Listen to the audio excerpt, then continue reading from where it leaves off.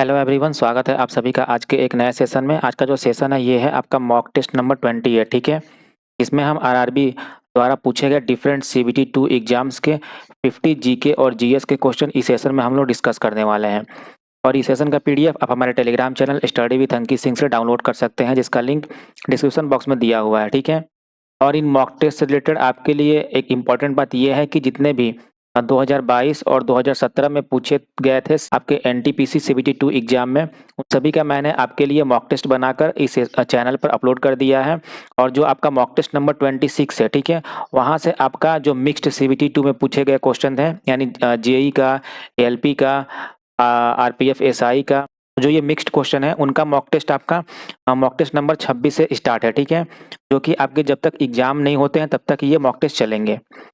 तो आपसे रिक्वेस्ट है कि एग्जाम से पहले जो आपके प्रीवियस मॉक टेस्ट हैं 2022 और 2017 के, उनको देखकर जरूर जाएं, ठीक है। तो चलिए स्टार्ट करते हैं आज का सेशन। आज का हमारा पहला क्वेश्चन है, अंत्योदय अन्न योजना कब शुरू की गई थी, ठीक है। इसके लिए आपका पहला ऑप्शन है अक्टूबर 2000, दूसरा है दिसंबर 2000, तीसरा है अगस्त 2001 और चौथा है अक्टूबर 2002। अंत्योदय अन्न योजना शुरू किया गया था दिसंबर 2000 में, ठीक है। यह योजना 25 दिसंबर 2000 को शुरू की गई थी। शुरुआत में इसे 1 करोड़ सबसे गरीबों परिवारों को शामिल करने के लिए डिजाइन किया गया था, ठीक है। योजना के अंतर्गत पात्र परिवार 2 रुपये प्रति किलोग्राम गेहूं और 3 रुपये प्रति किलोग्राम चावल की दर पर 35 किलोग्राम अनाज प्रति माह प्राप्त करते हैं, ठीक है। यह योजना टारगेटेड पब्लिक डिस्ट्रीब्यूशन सिस्टम यानी टीपीडीएस को और अधिक लक्षित और प्रभावी बनाने की दिशा में एक कदम थी, ठीक है।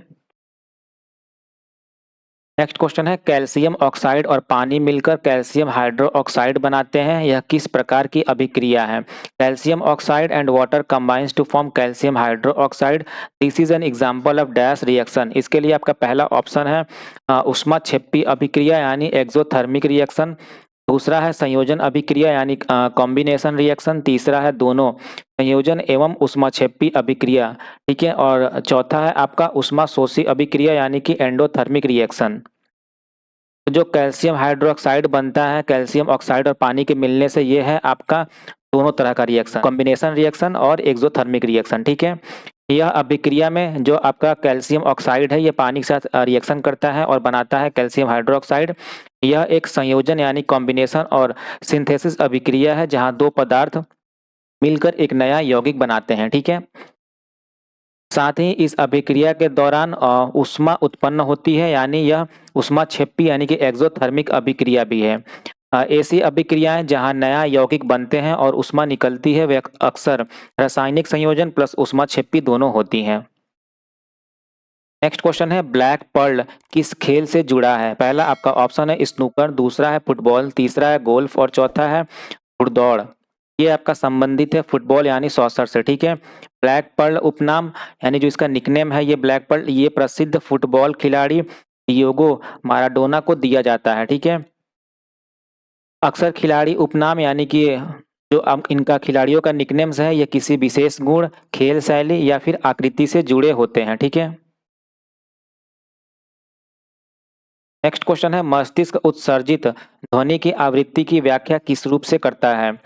The brain interprets the frequency of an emitted sound called. पहला आपका ऑप्शन तरंग दैर्घ्य यानी कि वेवलेंथ, दूसरा है तरंग वेग यानी कि वेव वेलोसिटी और तीसरा है सुर यानी कि पिच और चौथा है दोलन यानी कि ऑसिलेशन। तो ये व्याख्या करता है पिच के फॉर्म में, ठीक है। आवृत्ति यानी कि फ्रीक्वेंसी और पिच में अंतरः आवृत्ति एक भौतिक माप है यानी कि हर्ट्ज में होता है, जो यूनिट है, ठीक है। जबकि पिच वह मानसिक अनुभूति है कि ध्वनि ऊंची या नीची है। उच्च आवृत्ति जो बराबर होता है ऊंची पिच का और निम्न आवृत्ति बराबर होता है नीची पिच का, ठीक है। पिच की महत्वपूर्ण भूमिका संगीत, भाषण और ध्वनि पहचान में होती है।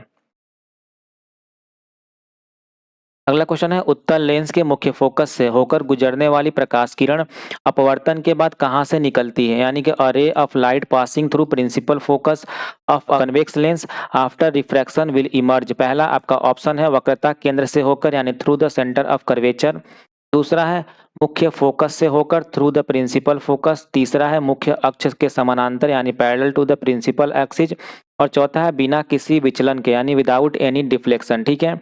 जो ये आपका कन्वेक्स लेंस है ये आपका हो गया प्रिंसिपल फोकस पहला, और यहाँ आपका हो गया F2, ठीक है। जब लाइट आपका यहाँ से पास करता है प्रिंसिपल फोकस फर्स्ट से, तो ये क्या होता है, ये पैरेलल हो जाता है, ठीक है, प्रिंसिपल लाइन के, ठीक है। तो आपका जो सही आंसर होगा वो है आपका parallel to the principal axis. हाँ, यह प्राकृतिकी यानी कि ऑप्टिक्स का एक मूलभूत नियम है। यदि एक उत्तल लेंस के मुख्य फोकस से प्रकाश किरण आती है तो वह लेंस के बाद मुख्य अक्ष के समानांतर निकलती है, ठीक है। इसे लेंस विधियों यानी कि लेंस फार्मूला और चित्रण यानी कि रे डायग्राम में व्यवहारिक रूप से उपयोग किए जाते हैं। यह नियम विभिन्न प्रकार की लेंस आधारित उपकरणों जैसे कैमरा, चश्मा, दूरबीन में महत्वपूर्ण है, ठीक है। अगला क्वेश्चन है, उड़ीसा की सीमा कितने भारतीय राज्यों से मिलती है? पहला आपका ऑप्शन है 6, दूसरा है 3, तीसरा है 4 और चौथा है 5। जो उड़ीसा है उसकी सीमा 4 भारतीय राज्यों से मिलती है। उड़ीसा की सीमा पश्चिम में छत्तीसगढ़ और पश्चिम बंगाल, और उत्तर में झारखंड, उत्तरी पूर्व में पश्चिम बंगाल और झारखंड, और दक्षिण पश्चिम में आंध्र प्रदेश की सीमा मिलती है, ठीक है। इस तरह उड़ीसा कुल 4 राज्यों से सीमित है। इसकी भौगोलिक स्थितियां और सीमाएं भारत के पूर्वी तट पर स्थित होने के कारण महत्वपूर्ण है।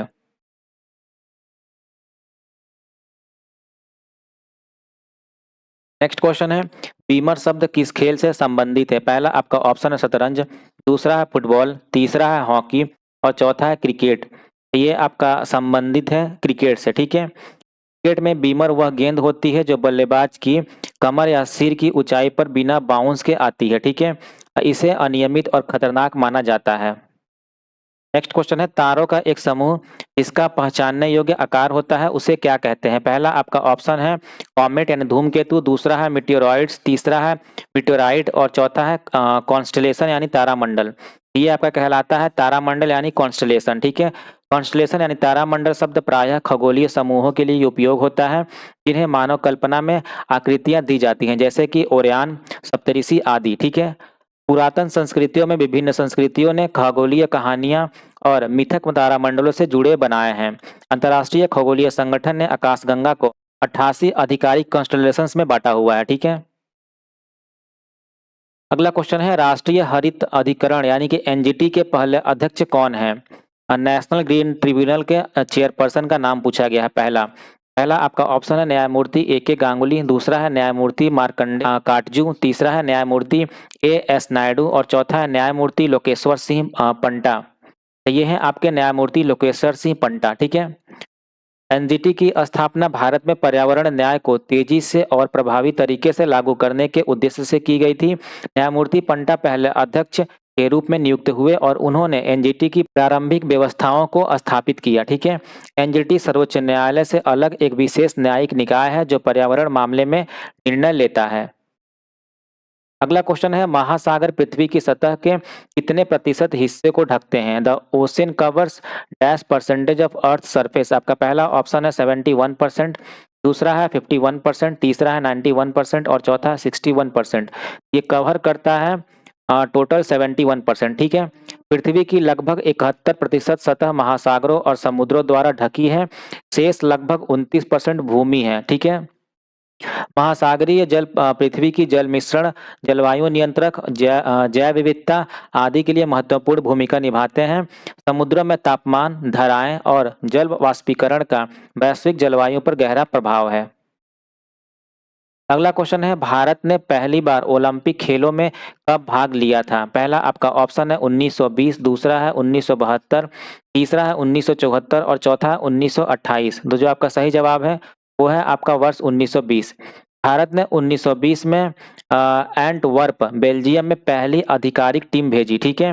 हालांकि 1900 में एक भारतीय ने भी पेरिस ओलंपिक्स में भाग लिया था और 2 रजत पदक जीते थे। 1927 में भारतीय ओलंपिक समिति यानी कि इंडियन ओलंपिक एसोसिएशन की स्थापना हुई और 1928 में भारत ने हॉकी में सबसे पहला स्वर्ण पदक जीता था। अगला क्वेश्चन है, निम्नलिखित में से कौन सा पशु 2008 तक गंभीर संकटग्रस्त प्रजाति यानी कि क्रिटिकल इंडेंजर्ड स्पीशीज की श्रेणी में था, इसे बाद में संकटग्रस्त प्रजाति यानी कि इंडेंजर्ड स्पीशीज में रखा गया?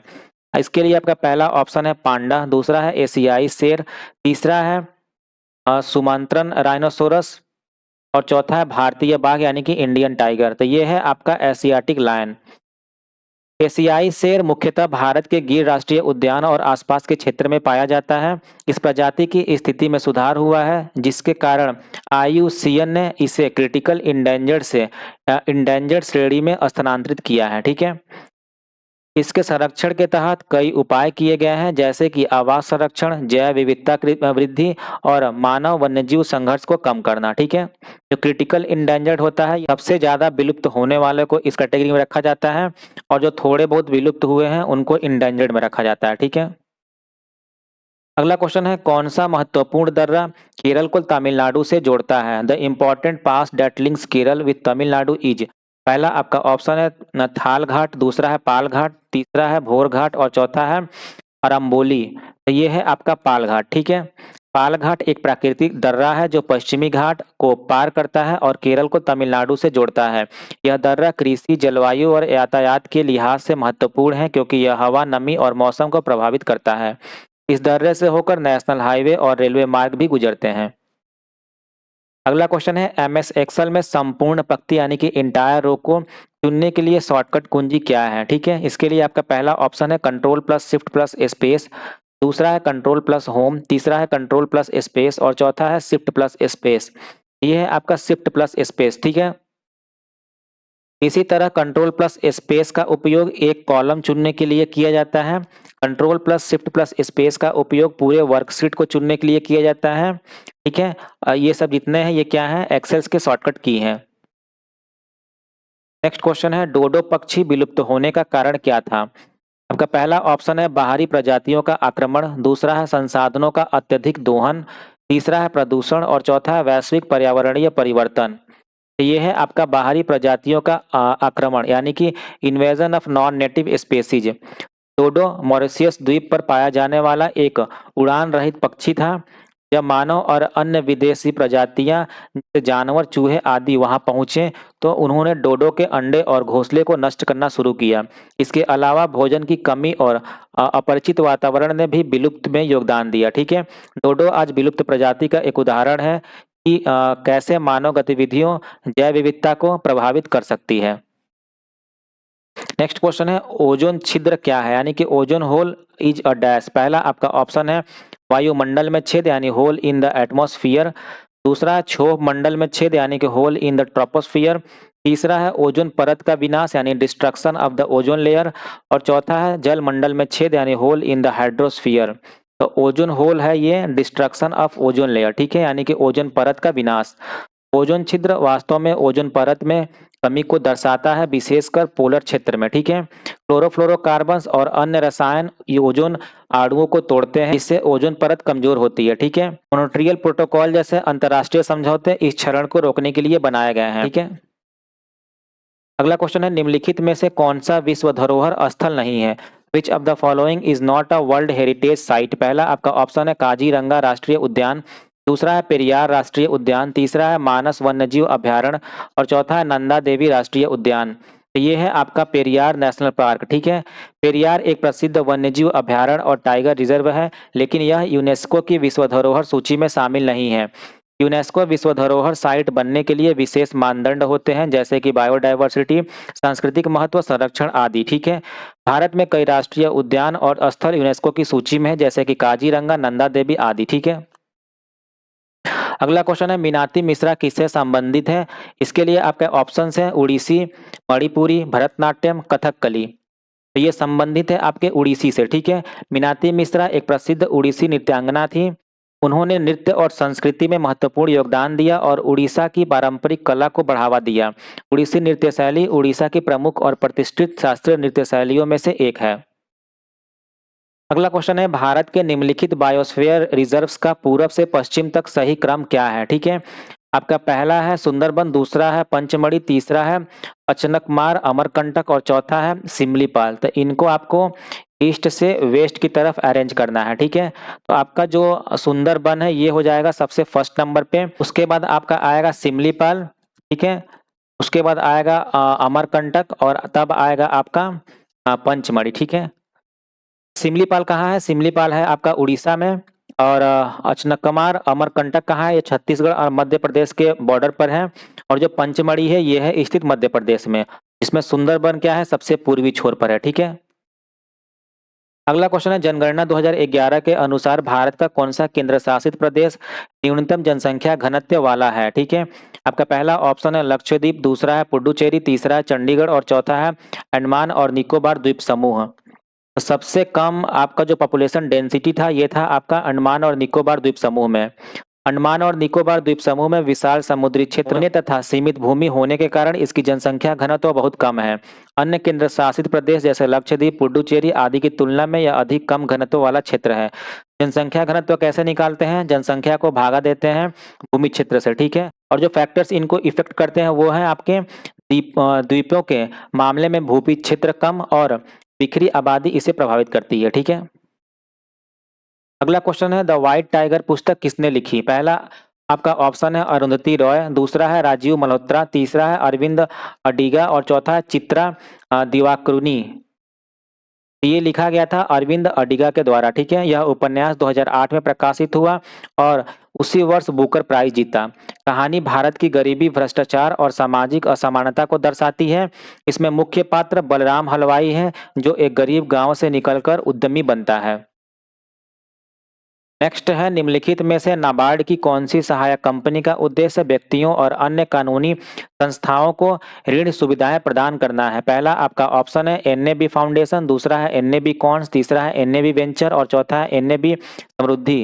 तो ये है आपका एनएबी समृद्धि इसका वेंचर। ठीक है। इसका पूरा नाम क्या है? एनएबी समृद्धि फिनांस लिमिटेड। इसका उद्देश्य व्यक्तिगत और कानूनी संस्थाओं को ऋण व वित्तीय सहायता देना है। यह खासकर ग्रामीण क्षेत्रों, किसानों और उद्यमियों को समर्थन देता है।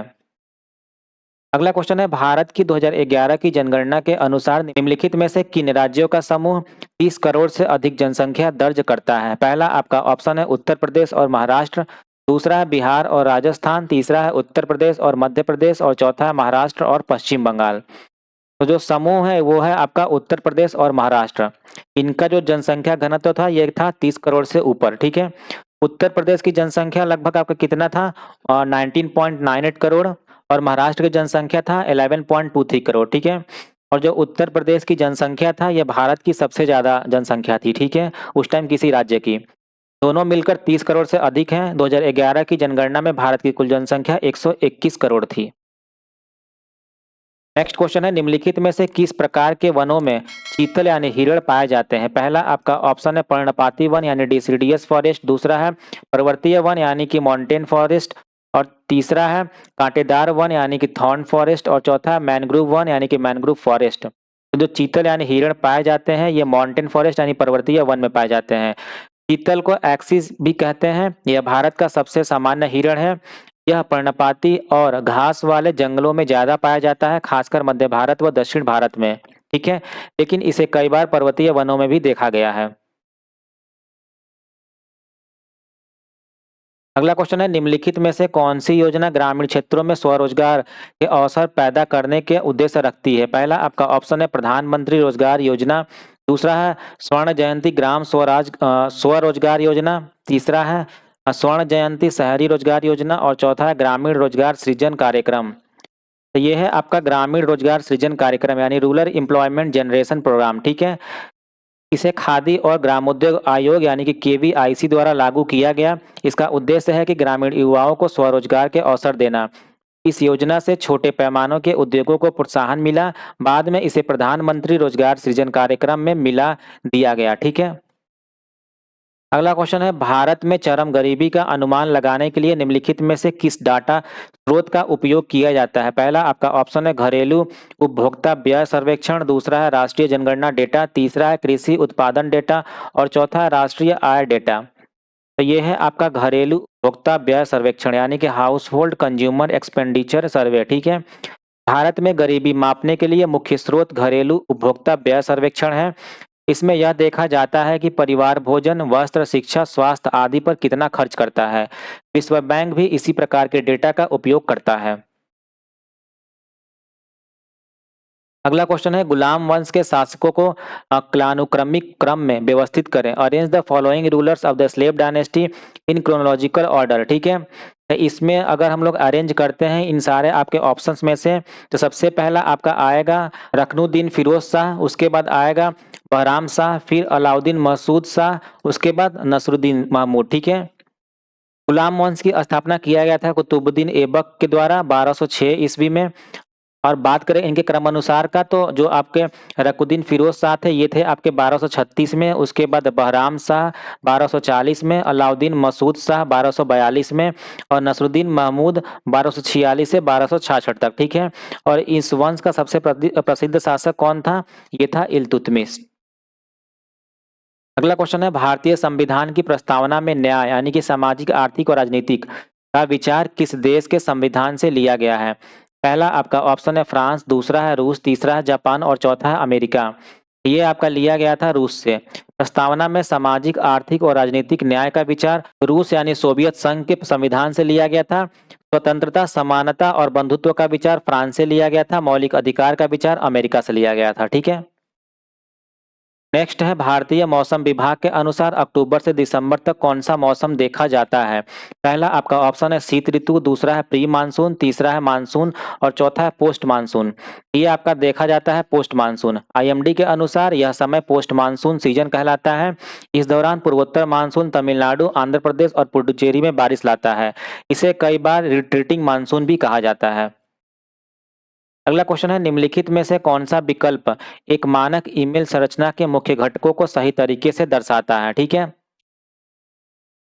आपका पहला ऑप्शन है प्राप्तकर्ता पता, तब सीसी, बीसीसी और संलग्नक। ठीक है। उसी तरह दूसरा है विषय पंक्ति, प्राप्तकर्ता पता, संदेश बॉडी और हस्ताक्षर। उसी तरह तीसरा है उपयोगकर्ता का नाम, पासवर्ड, संदेश बॉडी और हस्ताक्षर। और चौथा ऑप्शन है हेडर, बॉडी, फुटर और एन्क्रिप्शन कुंजी। तो जो ईमेल की सही संरचना है वो है आपकी विषय पंक्ति यानी कि सबसे ऊपर सब्जेक्ट होता है। उसके बाद आपका होता है रिसिप्ट का लाइन यानी रिसिप्ट एड्रेस किसको भेजना है। तब होता है आपकी मैसेज बॉडी। उसके बाद आपका नीचे होता है सिग्नेचर। ठीक है। अगला क्वेश्चन है, निम्नलिखित में से कौन सा फीचर गूगल डॉक में उपलब्ध नहीं है?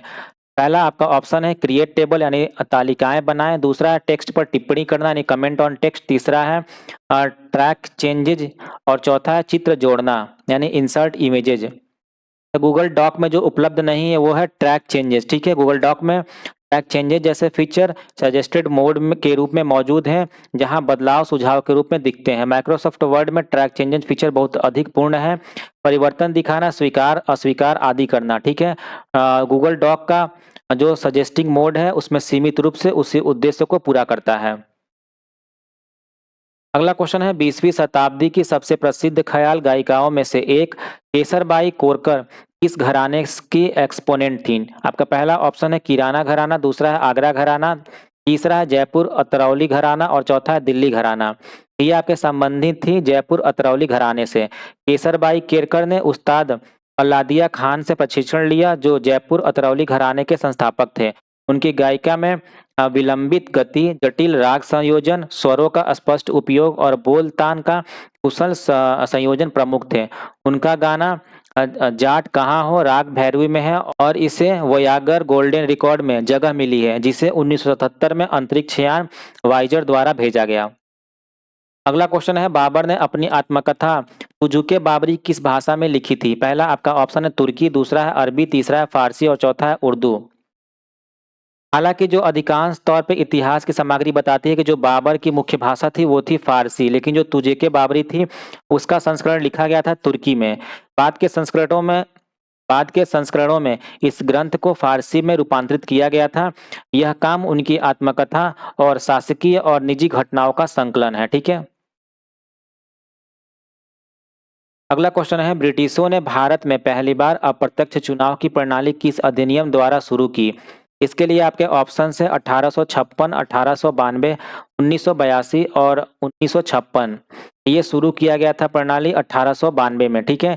इंडियन काउंसिल एक्ट 1892 ने पहली बार भारत में अप्रत्यक्ष चुनाव यानी कि इनडायरेक्ट इलेक्शन की व्यवस्था पेश की। इस अधिनियम के तहत स्थानीय निकायों को सदस्य नामित या अनुशंसित करने का अधिकार दिया गया। इस अधिनियम के सदस्यता की संख्या बढ़ाई और सदस्य को वित्तीय विषयों पर चर्चा का अधिकार दिया।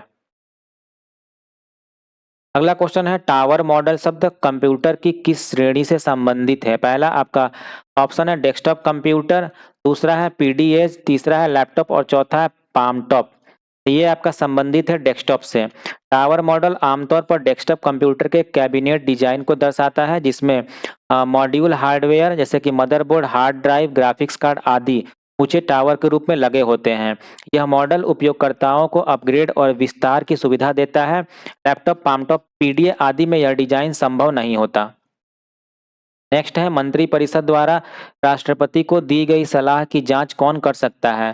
पहला आपका ऑप्शन है भारत का सर्वोच्च न्यायालय, दूसरा है लोकसभा द्वारा गठित जांच समिति, तीसरा है राज्यसभा और चौथा है उपरोक्त में से कोई नहीं। तो आपका सही जवाब है नन ऑफ दीज। संविधान के अनुसार राष्ट्रपति की सलाह पर अमल करना जरूरी है आर्टिकल 74 के क्लॉज 2 के तहत, और वह सलाह अमुक यानी कि नॉन जस्टिसेबल मानी जाती है। सुप्रीम कोर्ट ने यह स्पष्ट किया है कि मंत्रिपरिषद की सलाह सार्वजनिक रूप से जज की जांच यानी कि जुडिशियल रिव्यू योग्य नहीं है। इस तरह संविधान या न्यायालय सलाह की जांच की अनुमति नहीं देते। इसे राजनीतिक और संवैधानिक भावना के दायरे में माना जाता है। अगला क्वेश्चन है जम्मू और कश्मीर का संविधान किस वर्ष अपनाया गया था? आपके ऑप्शंस है 1954, 1950, 1956 और 1958। ये अपनाया गया था 1956 में। राज्य जम्मू और कश्मीर की अपनी संविधान सभा थी जिसने 1956 में संविधान को अंगीकार किया। यह संविधान भारत के संविधान से समकालीन था लेकिन कुछ विशेष प्रावधान उदाहरण के तौर पर अनुच्छेद 370 शामिल थे। बाद में 2019 में अनुच्छेद 370 को निरस्त किया गया और राज्य को 2 केंद्र शासित प्रदेशों में बांटा गया था। ठीक है। अगला क्वेश्चन है मूल्य सीमा यानी प्राइस सीलिंग का तात्पर्य है। पहला आपका ऑप्शन है पहले से महंगे सामान या सेवाओं से कर हटाना, दूसरा है वस्तुओं या सेवाओं की सभी कीमतों पर कर लगाना, तीसरा है महंगे सामान या सेवाओं पर कर की न्यूनतम सीमा लगाना और चौथा है वस्तुओं या सेवाओं पर मूल्य की ऊपरी सीमा लगाना। प्राइस सीलिंग का अर्थ है वस्तुओं या सेवाओं पर मूल्य की ऊपरी सीमा लगाना यानी imposition of upper limit of price on goods और सर्विसेज। मूल्य सीमा सरकार द्वारा निर्धारित अधिकतम मूल्य है जो विक्रेता न पार कर सके। ठीक है। इसका उद्देश्य महंगाई को नियंत्रित करना और उपभोक्ताओं को अत्यधिक मूल्य से बचाना है। यदि सरकार कीमत सीमा से अधिक मूल्य वसूलने पर नियंत्रण नहीं करती तो वह काला बाजारीकरण और आपूर्ति की कमी को जन्म देती है। अगला क्वेश्चन है वस्तुओं या सेवाओं के उत्पादन में आर्थिक लाभ कमाने के लिए जिन इनपुट्स का उपयोग किया जाता है उन्हें क्या कहा जाता है? पहला आपका ऑप्शन है उत्पादन के कारक, दूसरा है प्रस्तुति के कारक, तीसरा है बिक्री के कारक और चौथा है आपूर्ति के कारक।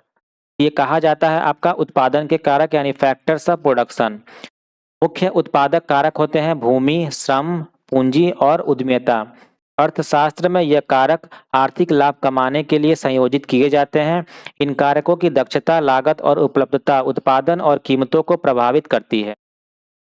नेक्स्ट है मुस्लिम लीग ने किस वर्ष एक प्रस्ताव पारित कर मुस्लिम बहुलक क्षेत्र के लिए स्वायत्त की मांग की थी? पहला ऑप्शन है 1944, दूसरा है 1940, तीसरा है 1935 और चौथा है 1937। ये मांग किया गया था 1940 में। 1937 से 38 के बाद मुस्लिम राजनीति सक्रिय हुई और 1940 में मुस्लिम लीग ने लाहौर प्रस्ताव पारित किया जिसमें मुस्लिम बहुलक क्षेत्रों को स्वतंत्र राज्यों की मांग की गई। इस प्रस्ताव के बाद में टू नेशन थ्योरी और विभाजन की आधारशिला माना गया। यह प्रस्ताव भारत के राजनीतिक इतिहास में एक मील का पत्थर माना जाता है।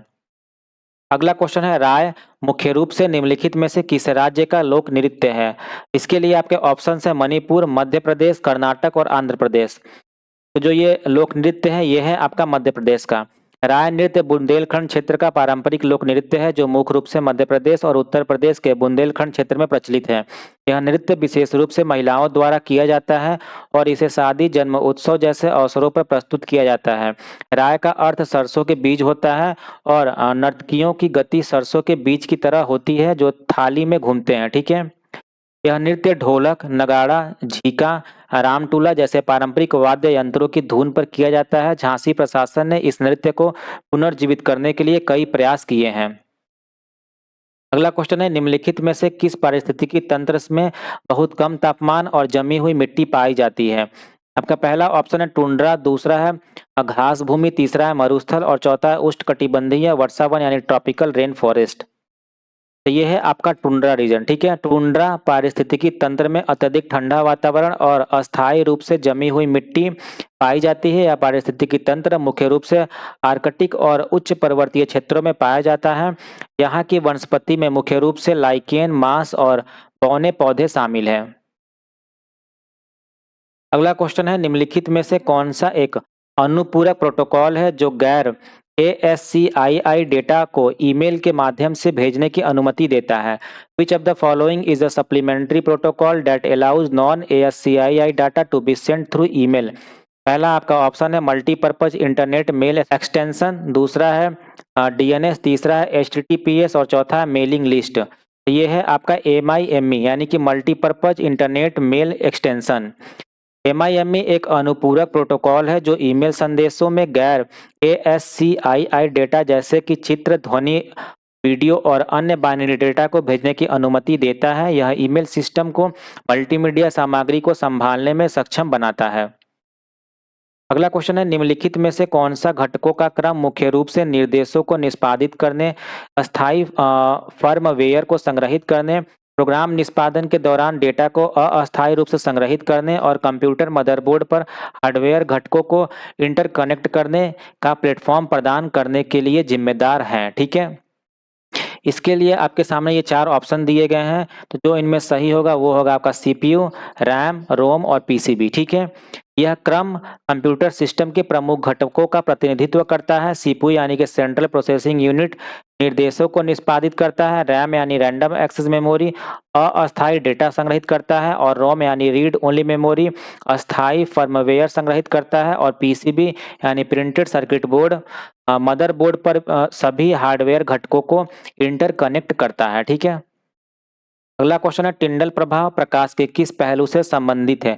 पहला आपका ऑप्शन है परावर्तन यानी रिफ्लेक्शन, दूसरा है प्रकिरणन यानी स्कैटरिंग, तीसरा है विवर्तन यानी डिस्पर्सिंग और चौथा है अपवर्तन यानी रिफ्रैक्शन। ये आपका संबंधित है स्कैटरिंग यानी प्रकिरणन से, ठीक है। टिंडल प्रभाव तब उत्पन्न होता है जब प्रकाश की किरणें सूक्ष्म कणों से टकराती हैं और बिखर जाती हैं। यह प्रभाव विशेष रूप से कोलाइडल मिश्रणों में देखा जाता है जैसे कि दूध में पानी की बूंदें। नेक्स्ट क्वेश्चन है भारत का सर्वोच्च न्यायालय अस्तित्व में कब आया। पहला आपका ऑप्शन है 26 जनवरी 1950, दूसरा है 28 जनवरी 1950, तीसरा है 15 अगस्त 1949 और चौथा है 26 नवंबर 1949। तो ये आया अस्तित्व में 28 जनवरी 1950 में। भारत का सर्वोच्च न्यायालय 28 जनवरी 1950 को अस्तित्व में आया। यह भारतीय संविधान के अनुच्छेद 124 के तहत स्थापित किया गया था।